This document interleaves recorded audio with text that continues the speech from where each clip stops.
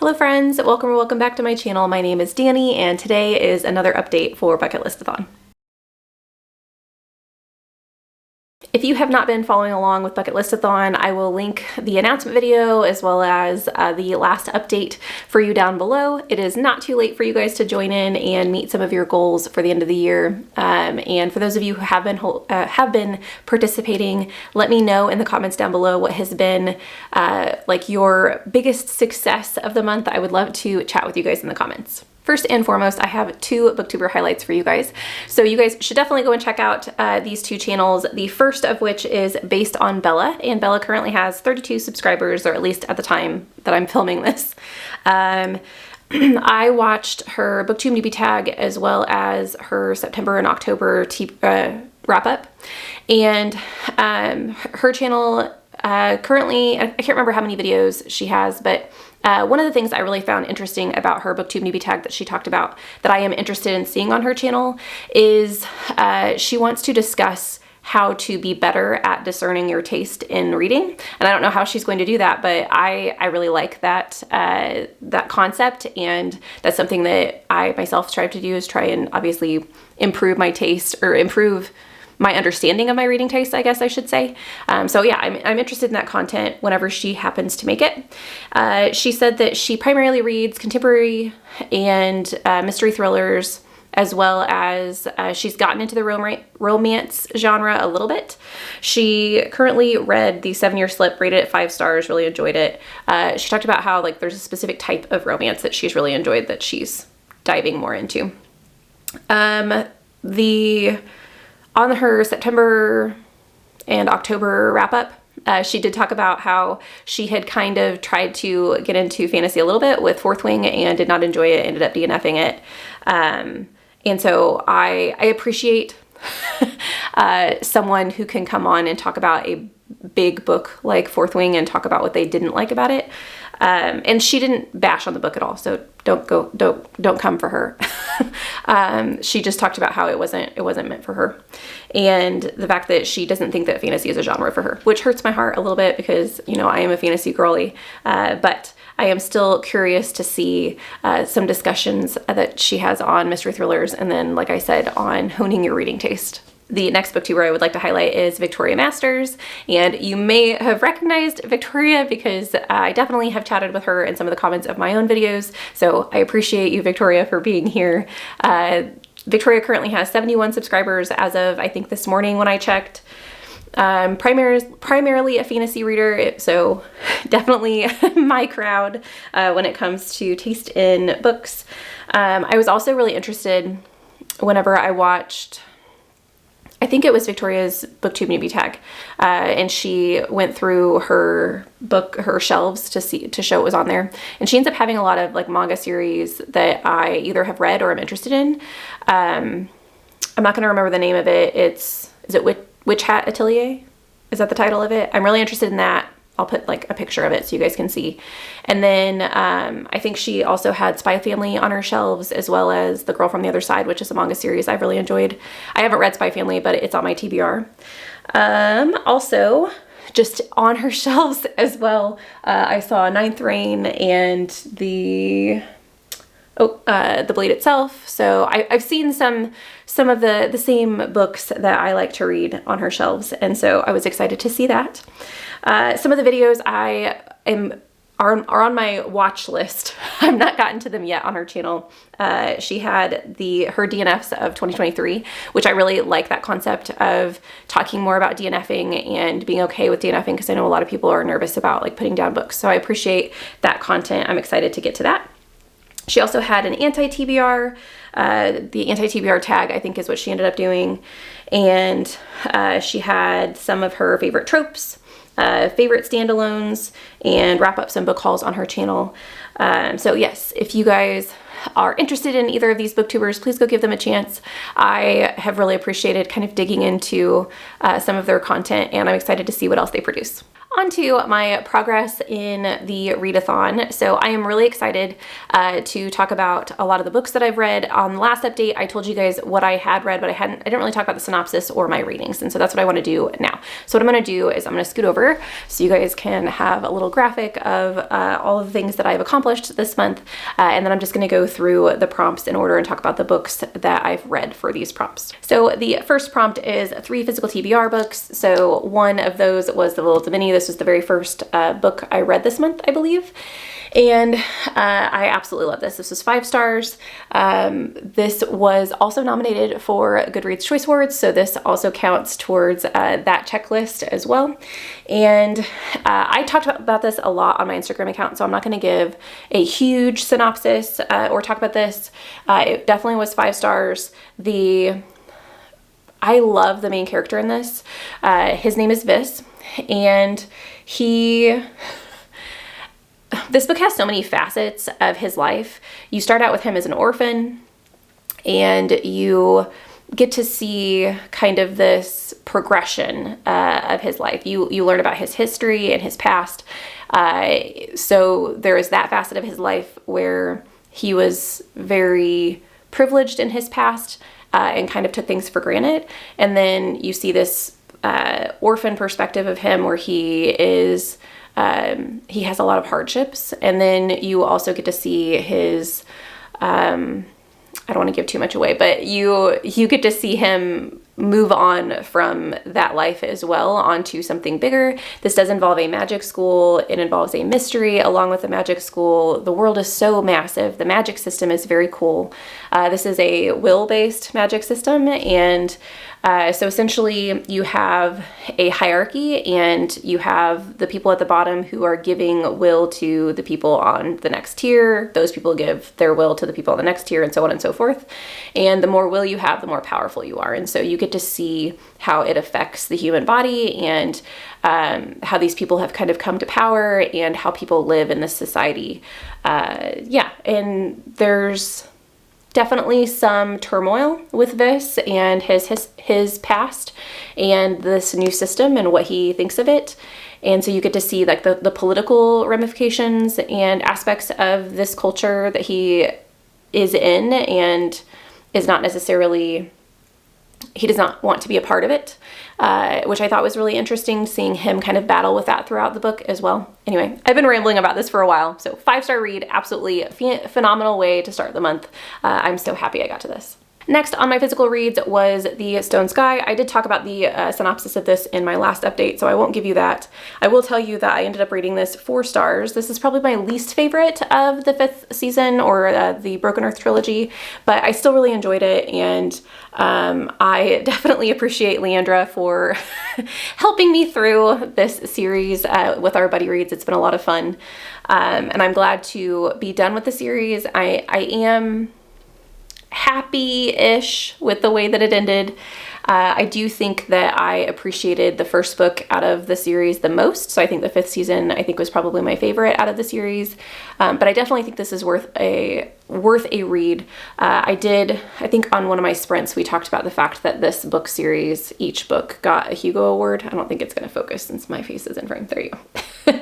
And so I definitely think that it's very well deserving of all the praise that it gets. And so yeah, happy to have completed a series and gotten my 2nd physical read of the month. The next physical read was Vita Nostra. I talked about this in my last update as well, but I did not give a synopsis or talk about my rating because I hadn't finished it at that point in time.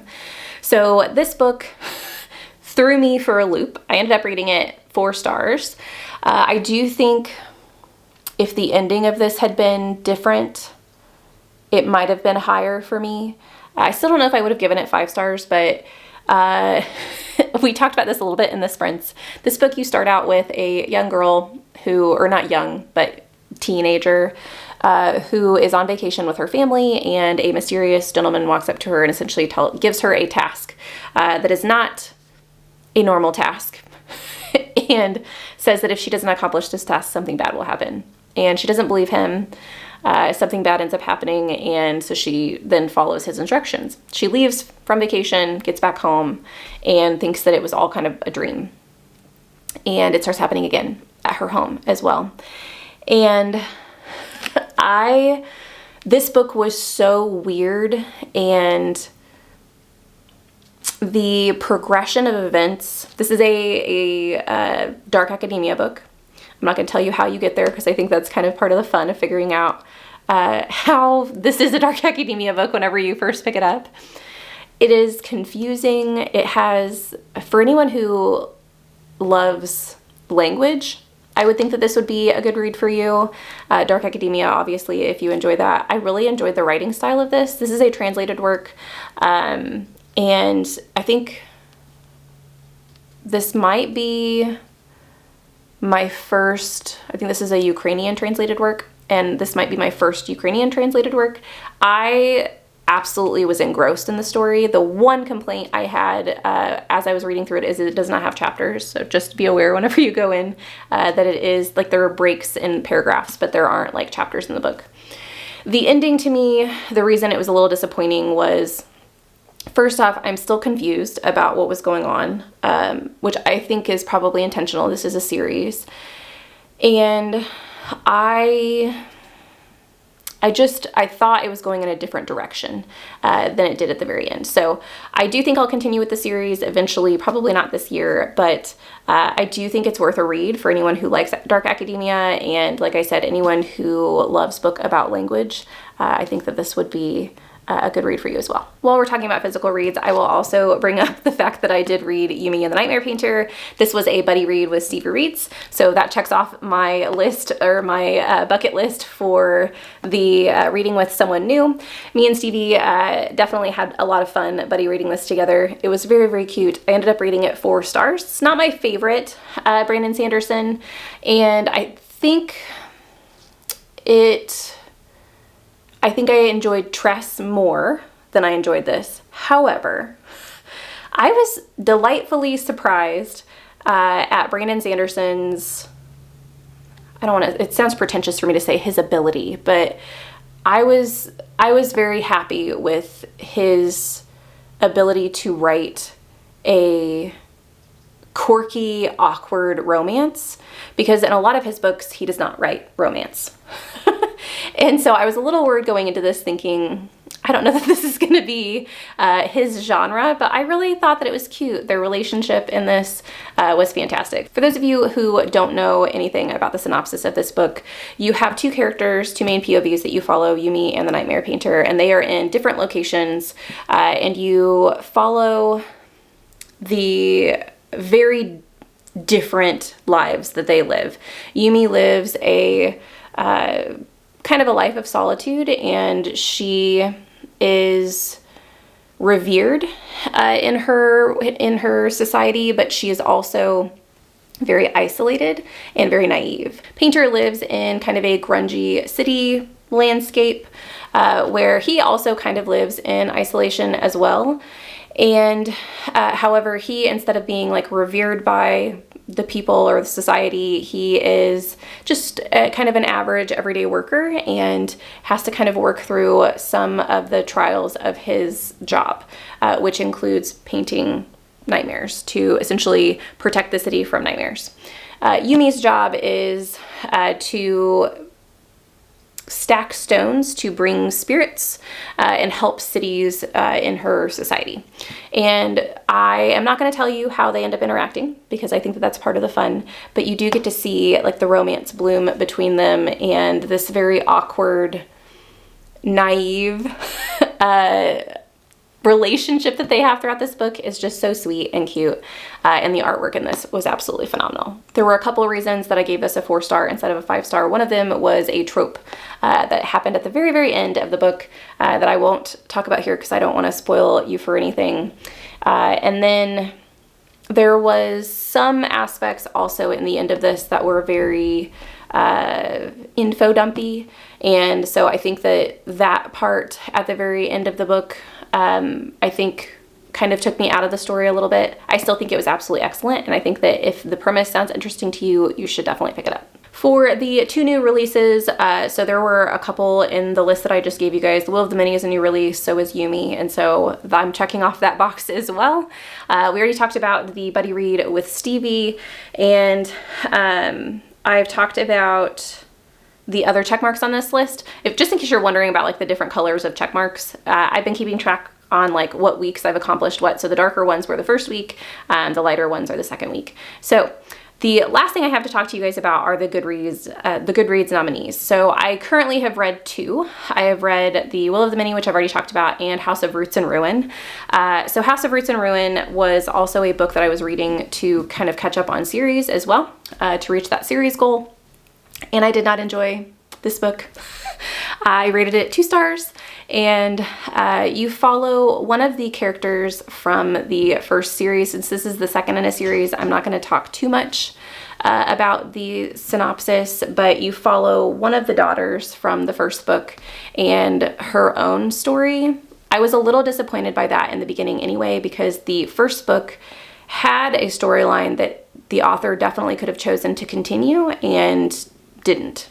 We switched characters completely. The other thing I really did not like about this book is I did not like the romance.